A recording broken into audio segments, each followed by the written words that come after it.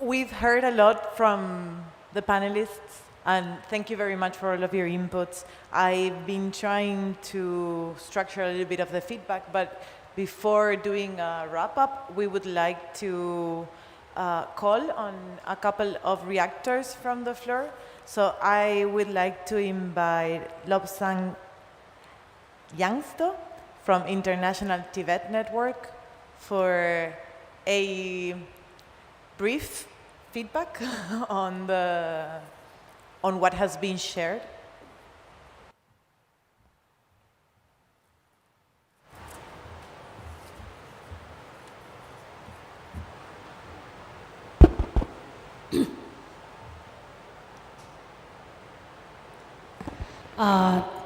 Tashi the Lake.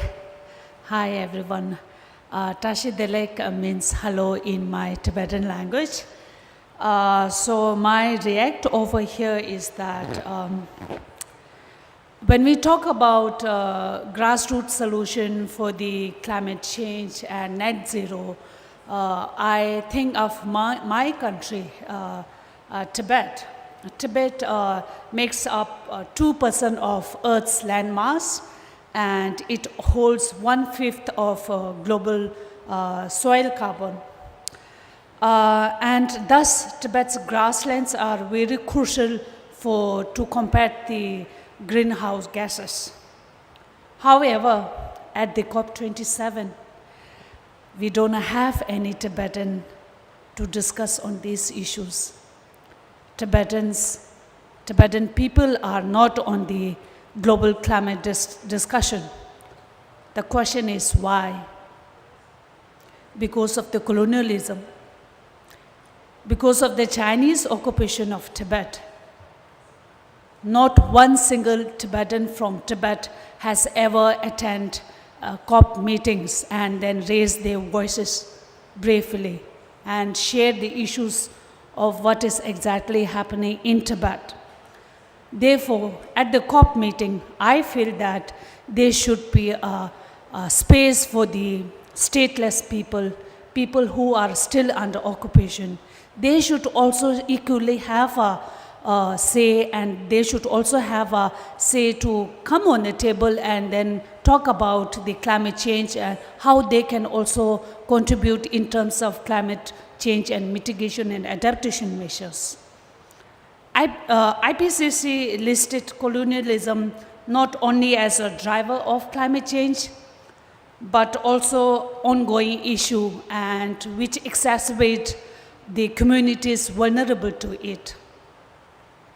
The second issue that I want to raise over here is the inclusion of communities and indigenous people in the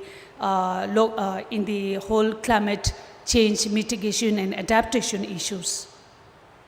With the case of Tibet, as I said earlier, Tibet's grasslands helps the global world to combat the greenhouse gases.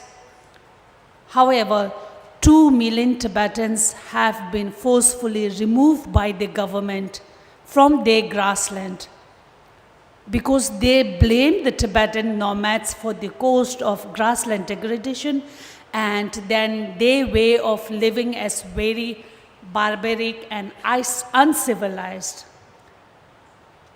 Tibetan nomads has been living on their land for more than 8,000 years. Their local tradition knowledge and their knowledge of environment protection has been the solution for the grassland degradation, not the cost of grassland degradation on the Tibetan plateau. Therefore, I also insist here that Tibetan people should be in the part of in the global climate discussions and also in the policy makings. And it is very important to adopt right-based approach which legally protects frontline communities and respect their traditional knowledge.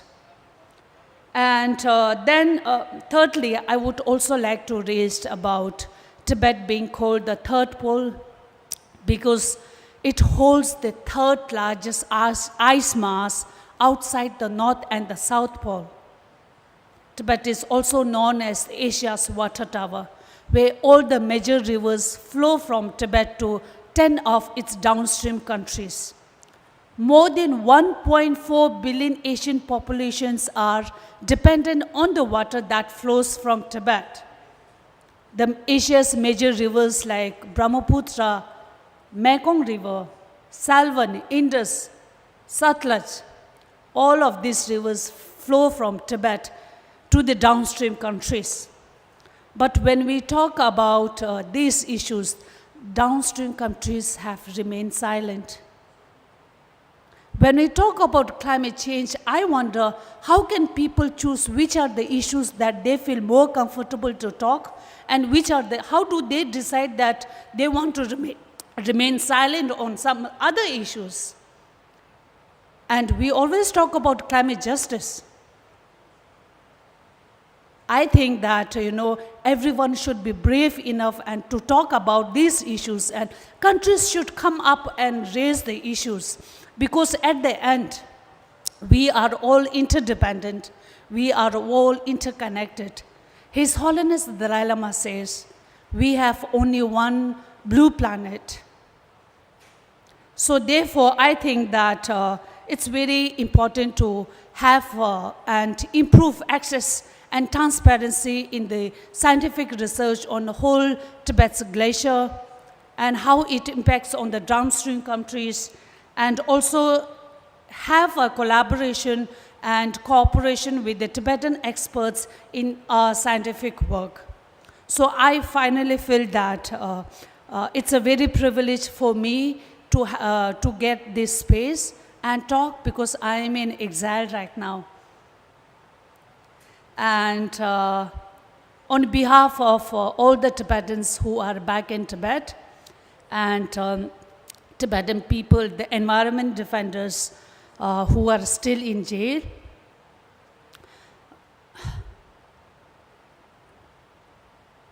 excuse me.